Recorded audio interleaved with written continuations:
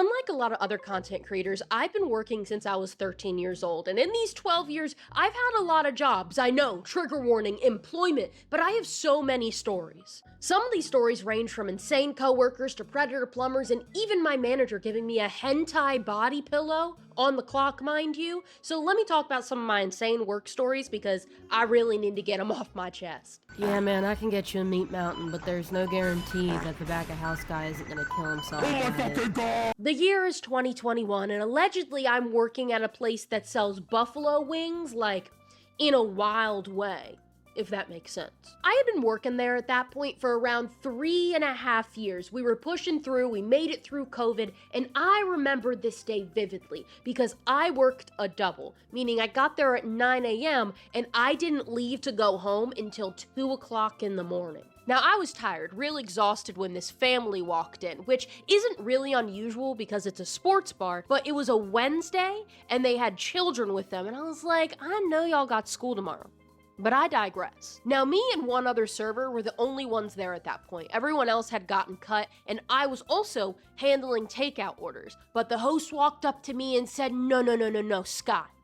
You need this table. This table's for you and you only. The reason that, Lord forbid, I had to take that table, I needed to take that table, is because one of the children at the table was cosplaying Junko Enoshima. And I mean, this was 2021. She was covered head to toe in candy, had worm on a string in her wig. It was of her time, and she was getting that shit. She was getting that shit good. The table was great. They tipped me well from what I remember. Also, I just so happened to be wearing my Monokuma earrings that I got from Etsy like 2 weeks before. So it worked well. We were shooting the shit. Immediately after that table leaves, my manager walks up to me solemnly and goes, "Hey, buddy, I need you to follow me out into my car in the back parking lot." Oh, the back parking lot. The dimly lit back parking lot. The scary-ass back parking lot that I refuse to walk to my car by myself in. That back parking lot? And mind you, I've been jumped multiple times in my life, so I don't go anywhere at night by myself, let alone a scary fuck-ass murder parking lot behind a buffalo wing store, okay? But I digress. He was my manager, he was my superior, so I followed my ass with him to his car. Now, I'm a little nervous, understandably so. I'm exhausted, and at this point it's like 12 o'clock at night. I'm in a scary, dimly lit parking lot with my manager who's twice my age and twice my size, who is slowly opening up his trunk to give me something. So my manager pulls out this comically large box, and he said, "Here you go, open it," hands me a knife, and I go, Can we go inside and open this?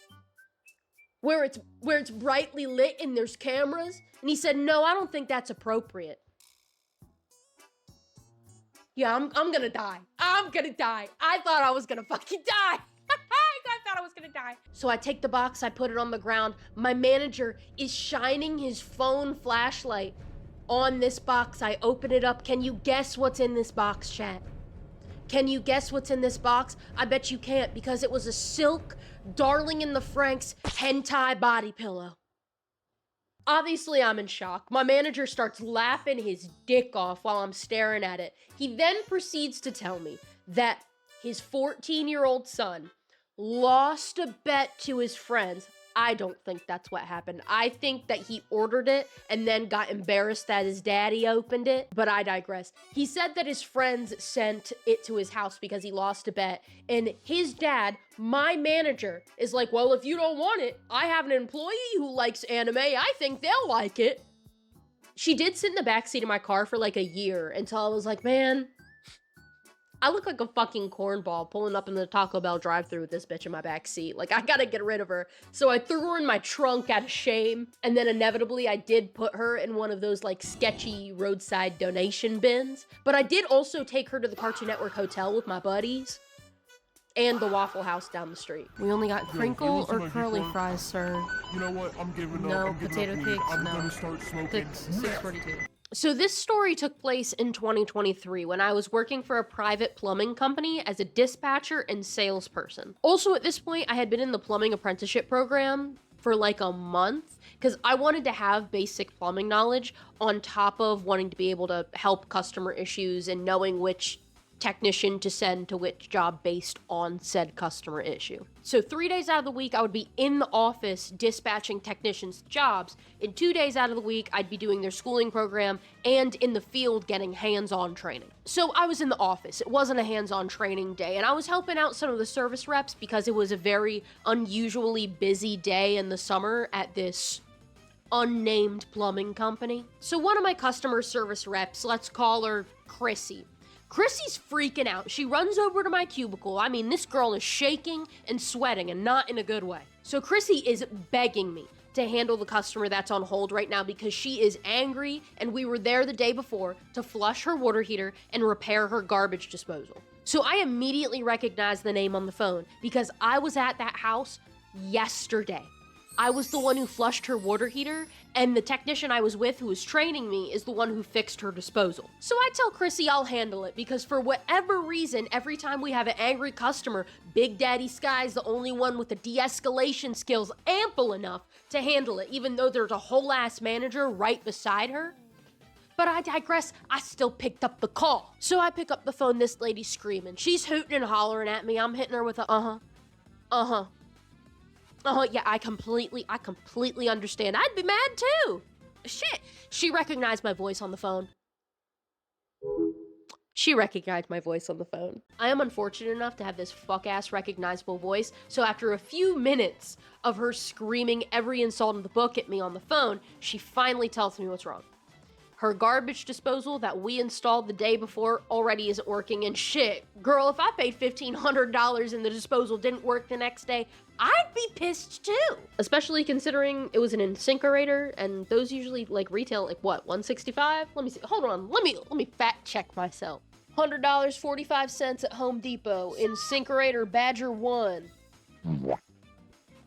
$1,500 though? That was crazy. That's crazy! Just in even for labor. Come on now. So I had to remind her, hey, I didn't touch it. I flushed your water heater. I was diddling the heating elements, bro. I'll be sure to dispatch the same technician that was there yesterday that did the repair, and he'll be there in like an hour or two because there's no reason to sit on the phone giving me tinnitus over something that I didn't even touch. I didn't even touch the damn thing. So the rest of my day runs so smoothly. I have no more customer complaints or issues. I sold a reverse osmosis system and 2 water heaters, and then 4 p.m. hit.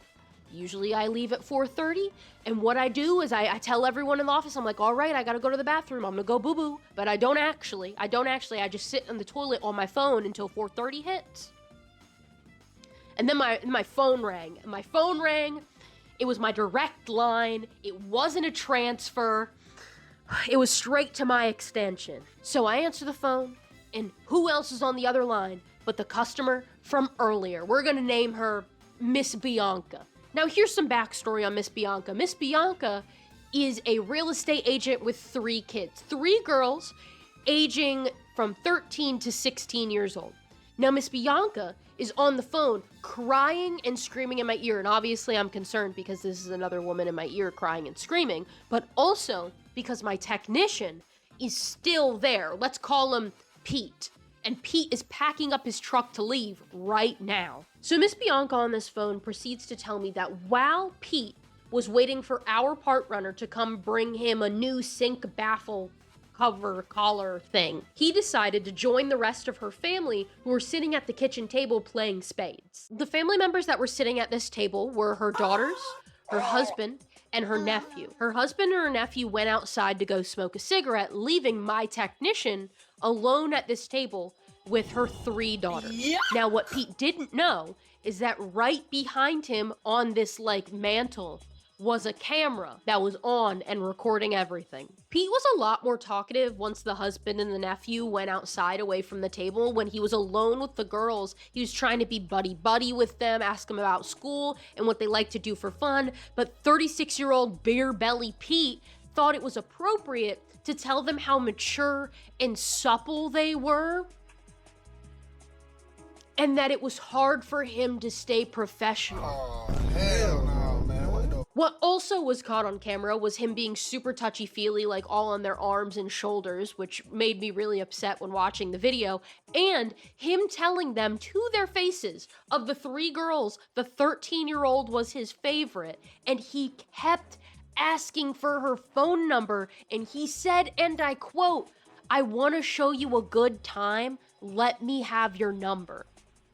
The only good thing that came out of this interaction was all three of the girls laughing at his face and calling him weird and fugly. The three of the girls laughing at him made the 16-year-old and him start having an argument, and in this argument, he asks for her body count, the 13-year-old's body count, and the 15-year-old's body count in the middle of the argument. On top of that, saying that he wants to pre-order the 13-year-old. I shit you not, he said pre-order.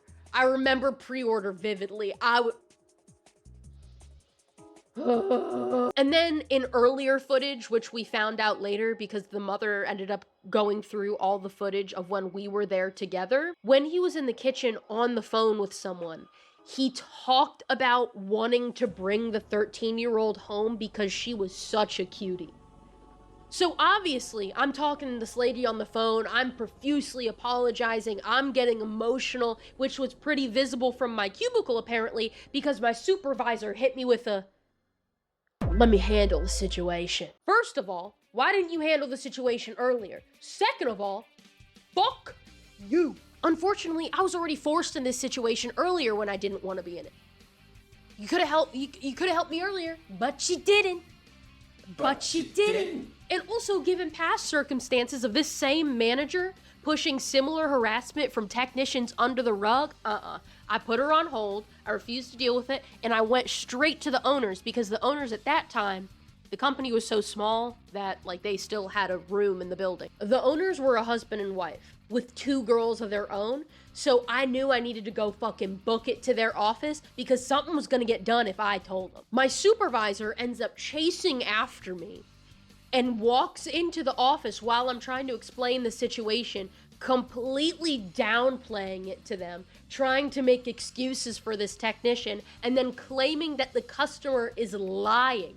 And because, again, I had beef with the supervisor for prior instances like this, I may or may not have said in front of the owners, "He's a pedophile perpetrator. We got this shit on camera."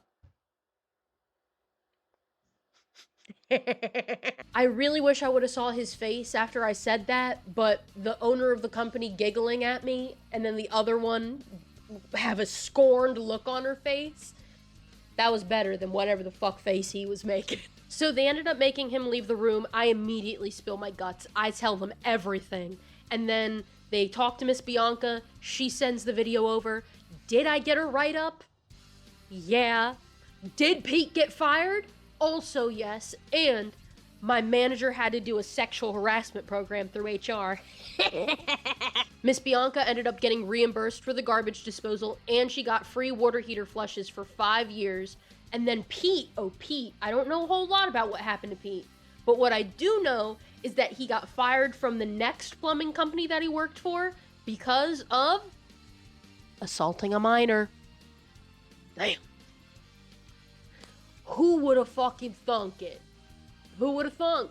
The meat master's pissed again, y'all. You might want to leave. There's like a 30% chance he's coming in with a gun. I'm clocking out. Anyways, those were a couple work stories. They weren't too crazy. Those weren't awful. I wouldn't say those are like the craziest things that have happened to me at work. I don't know what it is though about me and having jobs, but like every place I've ever worked, there's always some bullshit, crazy stuff that happens specifically to me or involves me. Like the plumber predator one. I got a Snapchat memory about it. I completely forgot about it. I was like, oh, I should tell the schedulings about this. I should tell y'all about this. With how long I've been working, it makes sense that I have a lot of these kind of stories. But like, let me know in the comments if you liked it. And if it was something that you guys enjoyed, I'll give you more story times. I have more crazy stories. Like the one time I got a gun pulled on me outside of my work in the parking lot because I forgot to give a guy eel sauce with his tuna roll. Type shit. You know what I'm saying? Anyways, thank you so much for watching. If you have any video suggestions, you can leave them in the comments, or you could join my Discord. I be hipping and hopping in there occasionally. But other than that, remember to subscribe. Also, should I start streaming again? I low-key want to start streaming again. Should I start streaming again? Hey, let me know in the comments. Let me know in the comments below. Bada bing, bada boom. I'm going to sleep in my room. Okay, bye. Bye.